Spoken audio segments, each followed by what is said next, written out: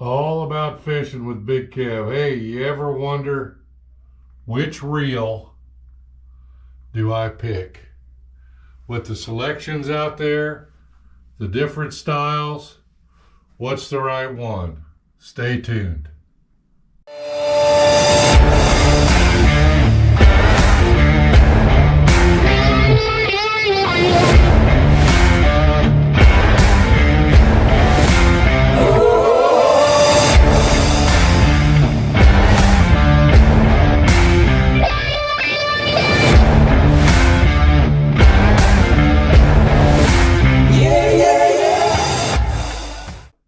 Hey everyone, welcome back to the channel. Please like and subscribe. Hey, we have done some educational videos explaining your basic setup with the spin cast, reel and rod, knot tying, basic lure. Then I did a video on selecting the right pole. So now we're going to do the reels. And reels are across the board everywhere. I mean, you can get reels for $5. You can get reels for $600-700 each, just the reels. So I want to explain reels a little bit to you. You know, you've got your fishing under your belt now. You've got your spin cast. You've got that dialed in, and now you watch the video on wanting to upgrade your rod. Now you want to get another reel, maybe a little better quality reel, a different style of reel. And so I want to explain to you what you can get, what that entails, what to look for, so that when you make your choice, you're doing the right choice. So we talked about the spin cast. Probably a majority of the spin casts on the market are a right hand. And so let me back up. Reels come right hand and left hand. And when they're talking about that, they're talking about which hand you use to crank. So this is a right hand.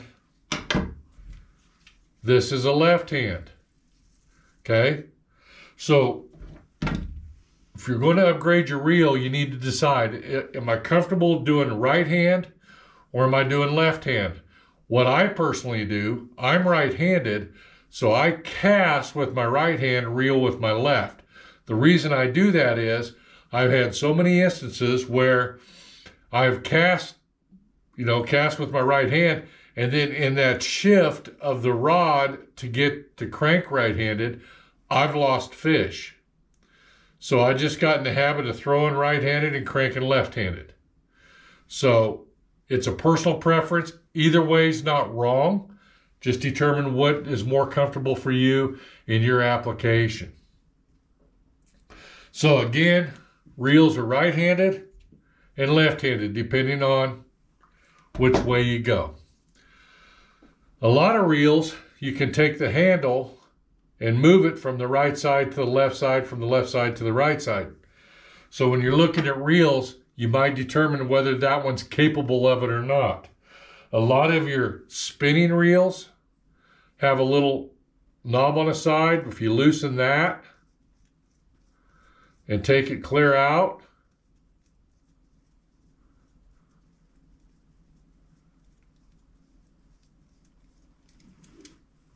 then you can pull the handle out, stick it in the other side, put your knob back in the other way, and now you went from a left hand to a right hand.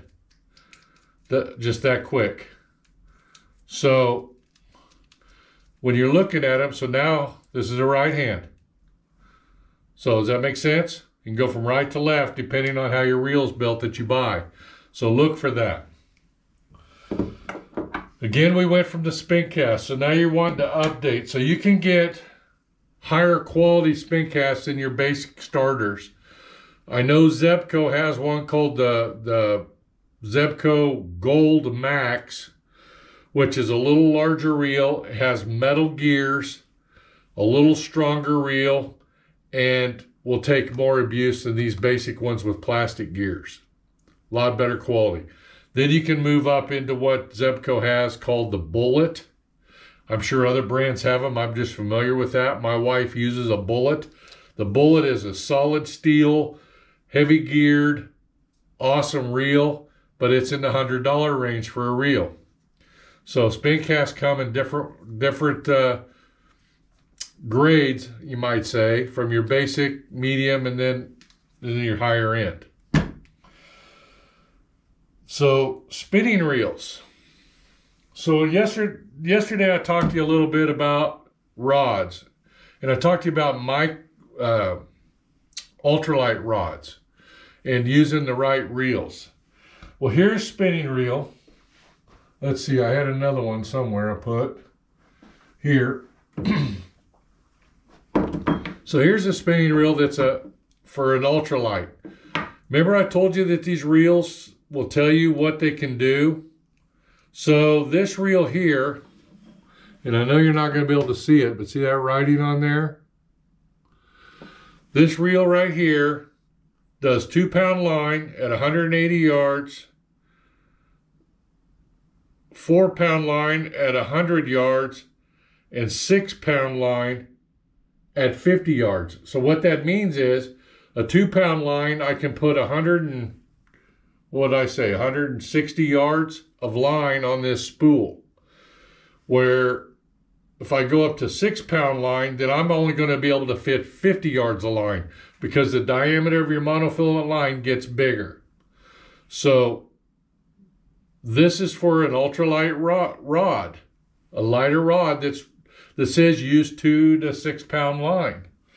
Where you get into your larger rods, you can see the difference in your reel size. This is for an ultralight. This is for a bigger catfish pole or a bigger spinning pole. But this one is 8, 10, and 12-pound line that fits on the spool. So make sure you size your reel according to the rod you picked out. Again, spinning reels go on spinning rods. Your spin cast and your bait cast will go on the same type of rod and not the spinning rod. So, and then here's a spinning reel that is 4, 6, and 8. So there's a variance there. You just got to look and see what you have as far as a rod and what's allowed.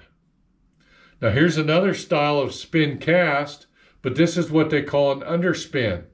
This would go on a spinning reel, even though it's a sealed reel or a spinning rod, even though it's a sealed reel, because it's operated this way. Okay, here's how you trigger it. Line comes out, you reel it up. This is an underspin or in the spin cast. So this is going to be the same style as this, but these two will use 2 different rods. This is a spinning rod, this is a regular basic rod. So it gets confusing. If you're wanting to try this kind of fishing, this is one way to go and this would be more on your ultralight style rod, okay? Because this here tells me that the maximum it'll take is 90 pounds of 6-pound line. So if you got an ultralight rod in the spinning rod that goes up to 6-pound line, this might be an option. So then we get into the sophisticated guys, the spinning or the bait casters. This is a traditional round bait caster, and the reason it's called round is because it is round. And these are designed for your more heavy fishing, your catfish, your larger fish. But I will warn you, don't buy these if you're going to be a casting guy if you're not used to doing that with these reels, okay? These are so sophisticated and require so much of a learning curve, and I'll put a video out on how to cast these, some tricks. But these here are more of your heavy duty metal gears, more ball bearings, heavier weight line, probably up to 20-pound line. But it's a lot heavier duty rod or reel and a little more sophisticated. So these have been around for years. Bait casters have been around for years. Here's one early one that, you know, it's the same thing. Just this is very old school, and this is actually my dad used this when I was probably 6, 8 years old, you know, 50 years ago or more. I'm not going to say, but you know, so even if this being a 50-year-old reel, it's still the same concept, but the newer ones haven't really changed much from this. So then bass fishing came on the scene. Bassmasters, competition bass tournaments, this, that, and the other, and the companies built what they call a low-profile bait caster. Same setup. It's just this low profile, and these are really meant to be more of a casting reel than these. These get easier to cast than the round ones, but they're still a sophisticated reel, and they're more money. They're metal gears. They're more, you know, they got built-in brake system. They have brakes built into them like a car that slows the line. You've got tension on your spool. Here's your drag. It's just endless when it comes to these things, but they're fun once you get to them, and they'll handle a lot heavier fish, a lot heavier line. I use these religiously, except for my crappie rods, and I'm running 12 to 15 pound line on mine, but I do a lot of casting. So the low profile bait caster again is another option. These are the ones that can get into that $500, $600, $700, $800 range a piece. But again, they're very sophisticated, and they were a complete learning curve. If you miscast this line will blow out of this in a heartbeat, and you'll lose it, and you're done until you put new line on it. So if you haven't used these, don't go directly from a spin cast to these until you practice a little bit, watch some videos on them, talk to people that's used them. Okay? Couple real quick tips on these. If on these bait casters, if your average cast, let's say, is 50 foot, spool off 70 foot and put a piece of masking tape across your spool, then reel your line up over that masking tape. That way, if you're practice casting and you backlash, that's when the line blows out of it, you're only going to backlash up to that tape. So you're only going to ruin 50 feet of that line or 70 feet of that line up to that tape, and then you can start over.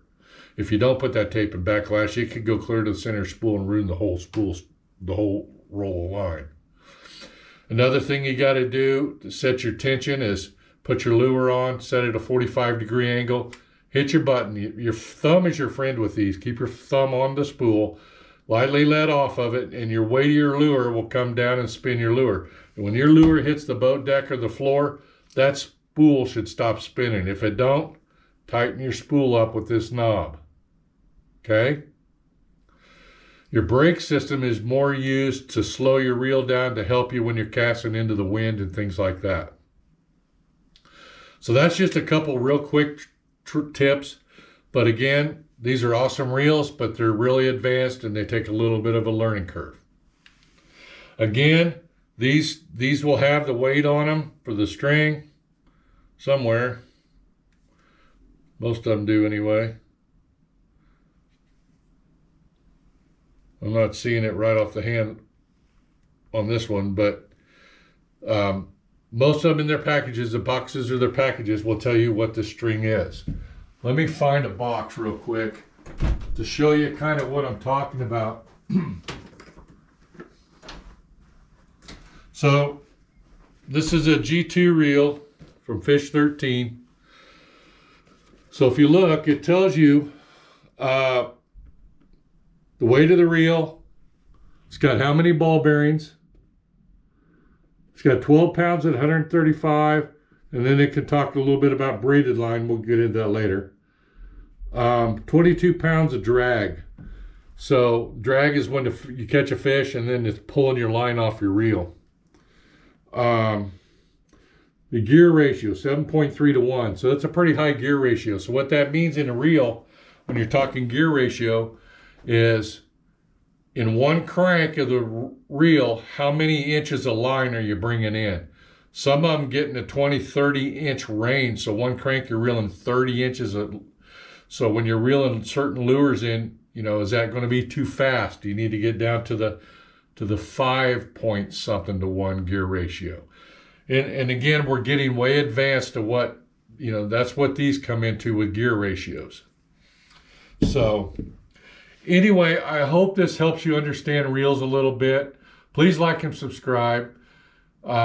Shoot me a PM or a message on YouTube, and if you have questions about reels or rods or anything, be glad to help you. It might take me a couple of days to get an answer back to you, but I'll be glad to do that and help you out before you waste your money on something that's not going to work for you. Hey, appreciate every one of you. Tie lines to y'all. Go out there and enjoy your fishing, and enjoy your family. Get on the water. Get outdoors. It's the best place to be. Till then, take care.